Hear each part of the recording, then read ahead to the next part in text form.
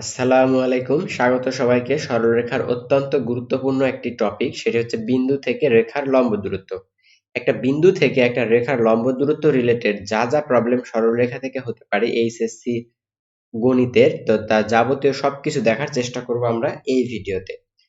তো আমরা জাস্ট মনে করি যে একটা বিন্দু, সেটা এ একটা বিন্দু চিন্তা করে নিচ্ছি x1, y1। এখন একটা বিন্দু থেকে একটা রেখার দূরত্ব বলতে আসলে আমরা কি বুঝি, এই ব্যাপারটা সর্বপ্রথম আমাদের বুঝতে হবে।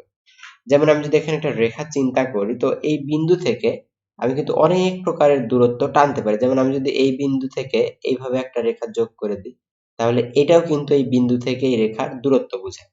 আবার সাপোজ এখান থেকে আমি একটা বিন্দু যদি আমি এইভাবে যোগ করে দিই, তাহলে এটাও দূরত্ব বোঝায়। এখন প্রশ্ন হচ্ছে এখানকার ভিতরে তাহলে সবচেয়ে কম দূরত্ব কত, ন্যূনতম দূরত্ব যেটা, সেটা হবে এই যে লম্ব দূরত্ব ডিরেক্ট।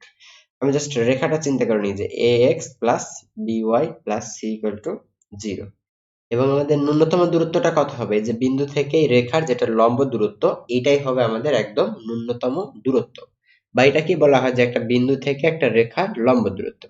এখন আমি যদি এই বিন্দুটার নাম দেই, এই বিন্দুটার নাম যদি আমি দেই এডি, এই বিন্দুটার নাম দিলাম ডি, তাহলে এই যে এডির যে ডিস্টেন্সটা আমি যদি চিন্তা করি, যে এডি যে ডিস্টেন্স, এই ডিস্টেন্স টুকু কত হবে, ডিস্টেন্স টুকু যেটা হবে আমাদের, এই যে রেখাটা আছে না আমাদের, সিম্পলি এটার যেটা কাজ, এটা ডেরিভেশন পরীক্ষা আসবে না, জাস্ট এটা দিয়ে কিভাবে কাজ করতে হবে আমি এই জিনিসটা তোমাকে বুঝাচ্ছি, এবং পরবর্তীতে এটা রিলেটেড যা যা প্রবলেম হতে পারে তোমাদের বইতে, সবগুলো প্রবলেমই উদাহরণ হিসেবে করাবো এই ভিডিওতে। তো এই যে রেখাটা দেওয়া আছে, আমাদের জাস্ট কাজ হবে কি, এই যে বিন্দু যেটা আছে না, এই যে a1, x1, জাস্ট এই বিন্দুর ভ্যালুটা আমরা এই রেখাতে বসাই দিব। তাহলে বসাই দিলে কেমন হবে খেয়াল করো, এই যে a ইনটু যেখানে x হইতো ওই জায়গায় এবার কি হবে, তাহলে এই যে x1, a into x1 plus b into y1 plus কত হবে, প্লাস c ডিভাইডেড বাই এই যে রেখাটা দেওয়া আছে না, রেখার যেটা এক্স এর সহগ এবং রেখার যেটা ওয়াই এর সহগ, এই দুটাকে ফাইন্ড আউট করবে এবং এই দুইটাকে জাস্ট স্কোয়ার করে যোগ করে দিব, এবং এটা রুট ওভার নিতে হবে, অর্থাৎ কি হবে নিচে, তাহলে root over a square plus B square. এইটাই জাস্ট আমাদের একটা বিন্দু থেকে একটা রেখার লম্ব দূরত্ব। এবং আমি আবারও বলতেছি তোমাকে, যে যেই রেখার লম্ব দূরত্ব বলবে, অর্থাৎ আমাকে যেই বিন্দু থেকে দূরত্বটা আমাদের বের করতে বলবে, সেই বিন্দু দ্বারা সিম্পলি আমরা ওই রেখাটাকে স্যাটিসফাইড করাই দিব। কিভাবে করলাম, এই যে এক্স এর জায়গায় আমি দিলাম x1 এবং y এর জায়গায় দিলাম y1, divided by root over x এর সহগ স্কোয়ার প্লাস এই যে y এর সহগ স্কোয়ার। তবে এখানে একটা ব্যাপার আছে, যেহেতু এটা দূরত্ব, আর দূরত্ব তো সবসময় পজিটিভ হতে হবে, সুতরাং এই জায়গা যেটা উপরে আছে এটার দুই পাশে আমরা কি চিহ্ন দিব, তাহলে মডুলাস চিহ্ন দিব। এটাই আসলে একটা বিন্দু থেকে একটা রেখার লম্ব দূরত্ব রিপ্রেজেন্ট করে। অর্থাৎ তাহলে আমি পরবর্তীতে যদি আমাদের কখনো একটা বিন্দু থেকে একটা রেখার লম্ব দূরত্ব চাই, তাহলে আমরা কি করব, সিম্পলি যেই বিন্দু থেকে চাইবে ওই বিন্দু দ্বারা ওই রেখাটাকে স্যাটিসফাইড করাই দিব, ডিভাইডেড বাই রুট ওভার ওই রেখার এক্স এর সহগ স্কোয়ার প্লাস ওয়াই এর সহগ স্কোয়ার। এটাই মূলত একটা বিন্দু থেকে একটা রেখার লম্ব দূরত্ব প্রকাশ করে। তো এইটা দিয়ে আমরা পরবর্তীতে কিভাবে প্রবলেমগুলো সলভ করব, এইটা এখন দেখব একটার পর এক। যেমন আমি সর্বপ্রথম যে উদাহরণটা তোমাদের দেখাবো সেটা হচ্ছে, মূল বিন্দু হতে এরকম একটা রেখা দেওয়া আছে, 4k plus 3y equal to c ও 12x minus 5y equal to 2 into c plus 3। রেখা দুইটি সমদূরবর্তী হলে, তো বলা আছে কি যে মূল বিন্দু থেকে এই যে রেখা দুইটা দেওয়া আছে, এই রেখা দুইটা যদি সমদূরবর্তী হয়, তাহলে আমাদের নির্ণয় করতে বলছে কি, আমাদের নির্ণয় করতে বলছে হচ্ছে c এর ধনাত্মক মান কত। তো আমরা এই প্রবলেমটা তাহলে কিভাবে করব, এই প্রবলেমটা আমাদের এখানে অবশ্য একটু এরর হয়েছে, এই জায়গায় আসলে 4x হবে অ্যাকচুয়ালি, আমি জাস্ট এখানে কারেকশন করে নিচ্ছি। এই জায়গায় কত হবে, অ্যাকচুয়ালি 4x, কে হয়ে গেছে আসলে ভুলে, টাইপিং মিস্টেক, দুঃখিত। তো মূল বিন্দু থেকে বলা আছে কি, এই রেখা এবং এই রেখা দুইটি সমদূরবর্তী হলে c এর ধনাত্মক মান নির্ণয় করো। তো এখন আমাদের যেটা প্রথম রেখা সেটা কত দেওয়া আছে, দেখ খেয়াল করো, প্রথম রেখাটা হচ্ছে 4x plus 3y minus c equal to 0। এটা হচ্ছে আমাদের প্রথম রেখা, 1 নং রেখা। এবং আমাদের 2 নং রেখা কত, 2 নং রেখাটা খেয়াল করো, 2 নং রেখাটা হচ্ছে আমাদের এই যে 12x মাইনাস কত 5y মাইনাস 2 ইন্টু কত c প্লাস 3 ইকুয়াল টু 0। এটা হচ্ছে আমাদের 2 নং রেখা। এই দুইটা রেখাকে আমরা ফাইন্ড আউট করে রাখতেছি। এরপরে আমরা যেটা করব দেখো তো কোন বিন্দু থেকে বলছে, এখানে মূল বিন্দু থেকে, অর্থাৎ মূল বিন্দু বলতে কি 0 0। তাহলে আমি কি এটা লিখতে পারি না যে 0 0 হতে 0 0 হতে 1 এর দূরত্ব, 0 0 হতে 1 এর দূরত্ব। তাহলে 0 0 হতে 1 নং এর দূরত্ব কত? তার মানে সিম্পলি মডুলাস দিয়ে এই যে 0 0 বিন্দু দ্বারা আমি 1 নং রেখাটাকে স্যাটিসফাইড করা দেব, অর্থাৎ 4 into 0 plus 3 into 0 minus c এর মডুলাস ডিভাইডেড বাই কত হবে আমাদের? Divided by root over x এর সহগ স্কয়ার। এক্স এর সহগ স্কয়ার করলে কত হবে? এই যে 16 প্লাস ওয়াই এর সহগ স্কয়ার করলে কত হবে? 9। তাহলে 1 নং থেকে এই দূরত্বটা আমি কত পাইতেছি খেয়াল করো তো, উপরে দেখো তো এইটুক অংশ 0 হয়ে যাবে, অর্থাৎ মাইনাস c এর মডুলাস সেটা কিন্তু জাস্ট c, অর্থাৎ c এর মডুলাস বা মাইনাস c এর মডুলাস অর্থাৎ কি জাস্ট পজিটিভ c এর মডুলাস আমি বলতে পারি, যেহেতু এটা মডুলাস আছে। এবং ডিভাইডেড বাই নিচে কত হবে আমাদের? নিচে কিন্তু রুট ওভার 16 প্লাস 9 অর্থাৎ রুট ওভার 25, অর্থাৎ এই জায়গায় কত হবে? এই জায়গায় হবে আমাদের 5। এইটা খেয়াল করো যে 1 নং রেখা হতে, অর্থাৎ মূল বিন্দু হতে 1 নং রেখার লম্ব দূরত্ব, এটা কিন্তু আমি পেয়ে গেছি। এরপরে আমি যদি বলি যে 0 0 হতে কোন রেখার দূরত্ব বলবো এবার? এই যে 2 নং রেখার দূরত্ব। 0 0 হতে 2 নং এর দূরত্ব, 2 নং এর দূরত্ব।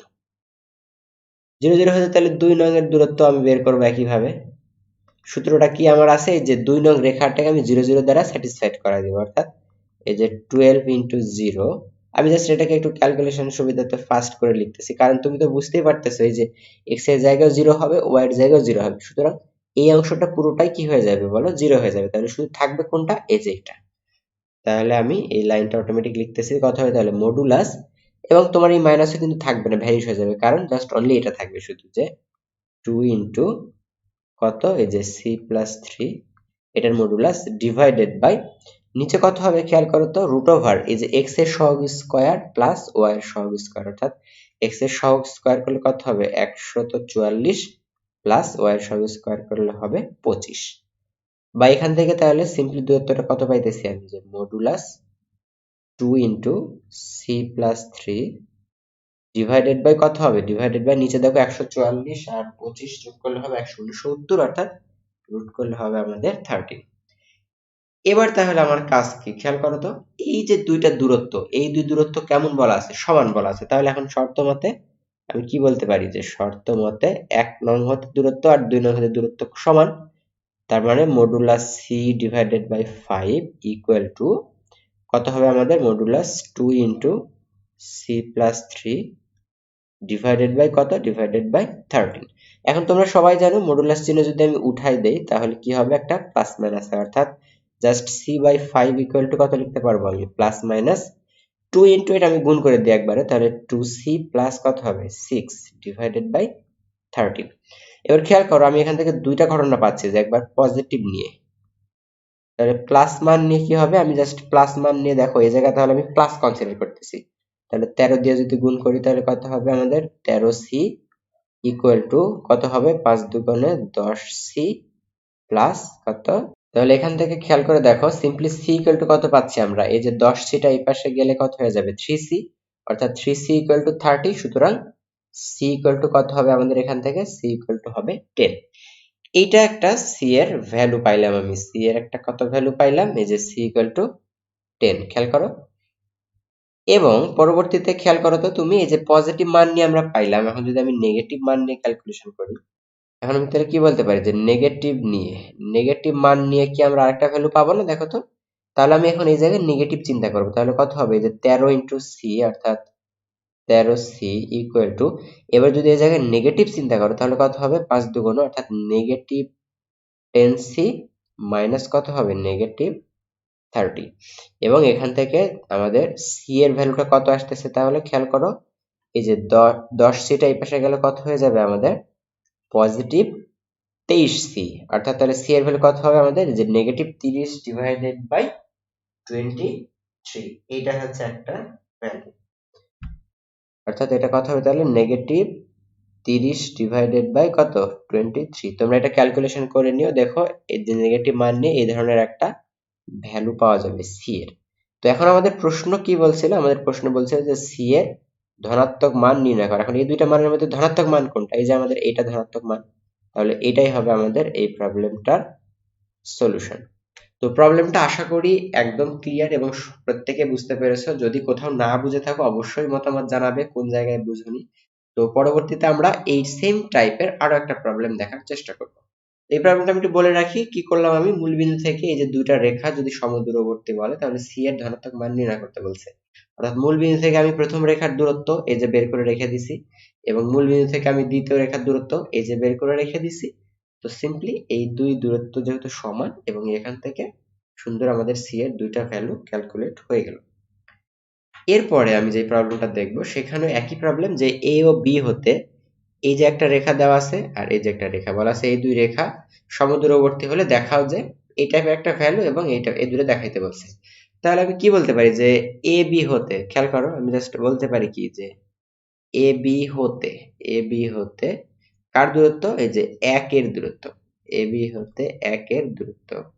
এ বি হতে 1 এর দূরত্ব কি হবে বলতো, এই যে এই বিন্দু দ্বারা এই রেখাটাকে স্যাটিসফাইড করায় দিব, অর্থাৎ 4 ইন্টু এ প্লাস কত হবে বলো, 3 ইন্টু বি প্লাস 1। দেখো তো এটা কি এক নং থেকে এ বি এর দূরত্ব, ডিভাইডেড বাই কত দিতে হবে আমাকে, ডিভাইডেড বাই রুট ওভার এই যে ভুজের সহগ, অর্থাৎ 4 স্কয়ার প্লাস কত হবে বলো, 3 স্কয়ার।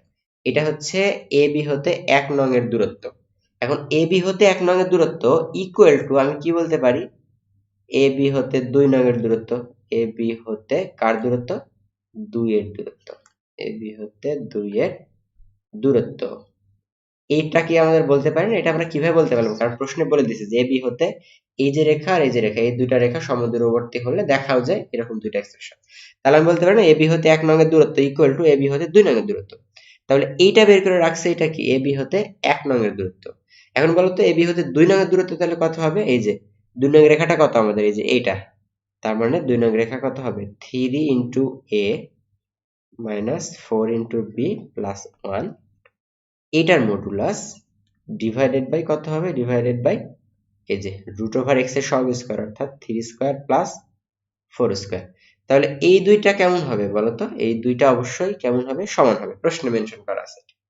তো এখন তুমি চিন্তা করো তো, এই যে নিচে এটার কত আসবে, নিচে কিন্তু এটারও 5 হবে, ক্যালকুলেশন করে দেখো, এবং নিচে এটারও কত হবে 5। তাহলে নিচ থেকে আমরা দুই পাশ থেকে এই যে 5 5 ক্যান্সেল করতে পারি। আর তাহলে উপরের এই অংশটা শুধু টিকে, এখন উপরের এই অংশ যদি টিকে, দেখো মডুলাস আছে, তাহলে মডুলাস চিহ্ন যদি উঠাই দেই আমি, তাহলে কি আসবে আমার, প্লাস মাইনাস আসবে। অর্থাৎ এবার সাথে লিখতে পারবো কত, 4a plus 3b plus 1 equal to, এবার আমি লিখতেছি কত, প্লাস মাইনাস এই যে এই অংশটা, অর্থাৎ 3a মাইনাস 4b প্লাস 1। তাহলে এখন আমরা দুইটা কাজ, একবার প্লাস মান নিব, তাহলে প্লাস মান নিয়ে কি অবস্থা হবে, তাহলে প্লাস মান নিয়ে দেখো, খেয়াল করো এই যে 4a প্লাস কত 3b প্লাস 1 ইকুয়াল টু, যদি এখানে তুমি প্লাস মান নাও তাহলে কেমন হবে, এই যে 3a minus 4b plus 1, just এটা হবে প্লাস মান নিলে। এখন যদি তুমি এখান থেকে ক্যালকুলেশন করো তাহলে দেখো কত আসবে, এই যে 4a আর এই পাশে 3a, তাহলে এক পাশে এসে বিয়োগ হয়ে কি হবে, অনলি a হবে। আর এই পাশে কত 3b, এই পাশে আছে মাইনাস 4b, তাহলে এই মাইনাস 4b এই পাশে কি হবে, প্লাস হয়ে যাবে, অর্থাৎ 7 আর 3 তখন হয়ে যাবে আমাদের 7b। আর এই দুই পাশ থেকে 1 1 তো ক্যান্সেল, সুতরাং এটা ইকুয়াল টু হবে 0। তো দেখো আমাদের একটা প্রমাণ কিন্তু অলরেডি মিলে গেছে যে a plus 7b equal to 0। এবার তুমি অবশ্যই বুঝতে পারতেছো যে বাকি অংশটা আমাদের কিভাবে মিলবে। হ্যাঁ, তুমি যেটা ধরছো এটাই ঠিক, নেগেটিভ মান নিলে আমাদের বাকি অংশটা মিলে যাবে। তাহলে নেগেটিভ মান নিয়ে যদি ক্যালকুলেশন করো এই যে এই লাইন থেকে, তাহলে কেমন হবে, এই অংশটা সেম, অর্থাৎ 4a প্লাস কত 3b প্লাস 1 ইকুয়াল টু, খেয়াল করো যদি এখানে নেগেটিভ কনসিডার করো তাহলে নেগেটিভ দ্বারা এই ব্র্যাকেট ওপেন করলে কত হবে, এই যে negative 3a plus positive 4b negative 1, এবং আলটিমেটলি এই সবগুলো যদি এক পাশে করো তুমি তাহলে অবশ্যই আমাদের এই যে পরের অংশটা মিলে যাবে, অর্থাৎ 7a minus b plus 2 equal to 0। এটাই দেখো আমাদের প্রমাণের সেকেন্ড পার্ট ছিল। তো আশা করি এই যে দুইটা প্রবলেম আমি জাস্ট একটা বিন্দু থেকে রেখার দূরত্ব সংক্রান্ত যে প্রবলেমগুলো তোমাকে করালাম, এটা আসলে কি টাইপের প্রবলেম দেখানো হলো। তো আমি লিখতে পারি কি শর্ট, SHOWED, শর্ট। ঠিক আছে, এইটাই হচ্ছে আমাদের জাস্ট একটা বিন্দু থেকে রেখার লম্ব দূরত্ব রিলেটেড যে ধরনের প্রবলেম মূলত হয়ে থাকে তারই একদম গোড়া থেকে শেষ পর্যন্ত। তো আশা করি এই প্রবলেমগুলো অবশ্যই বুঝতে পারছি। তো প্র্যাকটিস করে থাকো, বাকি যে প্রবলেমগুলো আছে সেগুলো পর্যায়ক্রমে সমাধান করা হবে ইনশাল্লাহ।